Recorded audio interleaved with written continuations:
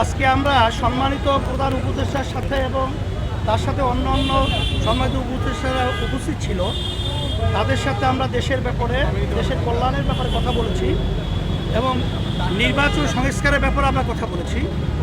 নির্বাচন সংস্কারের ব্যাপারে আমরা বলছি, বাংলাদেশ স্বাধীনতায় 53 বছরে জাতীয় যে নির্বাচনগুলো হয়েছে, সেই নির্বাচনগুলো বেশিরভাগই সব নির্বাচনগুলোই ছিল সব প্রশ্নবিদ্ধ, বিতর্কের প্রায় ঊর্ধ্বে ছিল না। বিধায় আমরা পিয়ার সিস্টেম, অর্থাৎ প্রতিটা ভোটারের সেখানে ভোট মূল্যায়ন হবে এবং জাতীয় সরকার, যেটা আমরা বলি যে সমস্ত প্রতিনিধি, সমস্ত দল তাদের দলীয়ভাবে তারা মার্কায় বাংলাদেশের জনগণ ভোট দিবে, ভোট আনুপাতিক হারে সেখানে প্রতিনিধিত্ব সংসদে দায়িত্ব পালন করবে। এই পদ্ধতি আমরা বলেছি এবং সেটা খুব চমৎকার এবং তারা সেটা আমাদের প্রস্তাবটাকে তারা ভালোভাবেই গ্রহণ করেছে এবং এটা নিয়ে তারা আলোচনা পর্যালোচনা করবে। আর একটা বিশেষ করে আমরা সম্মানিত উপদেষ্টা তাদেরকে বলেছি যে এই দেশ স্বাধীন 5ই আগস্ট হয়েছে, বহু রক্ত, বহু জানের বিনিময়ে আপনারা যে ম্যান্ডেট এবং যে জনগণের সমর্থন নিয়ে দেশ পরিচালনা করতেছেন, আপনাদের তো কোনো দুর্বলতা নেই।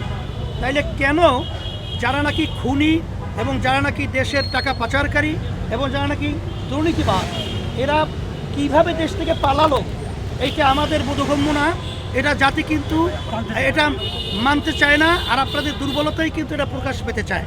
বিধায় আপনাদের শক্তভাবে এই দুর্নীতিবাজদেরকে এবং খুনিদেরকে এবং টাকা পাচারকারীদেরকে আপনারা সেইভাবে ব্যবস্থা নেবেন এবং তাদেরকে আটকিয়ে তাদের শাস্তি অপরাধ অনুযায়ী ব্যবস্থা আপনারা নেবেন। এইটা বিশেষ করে তাকে আমরা বলছি।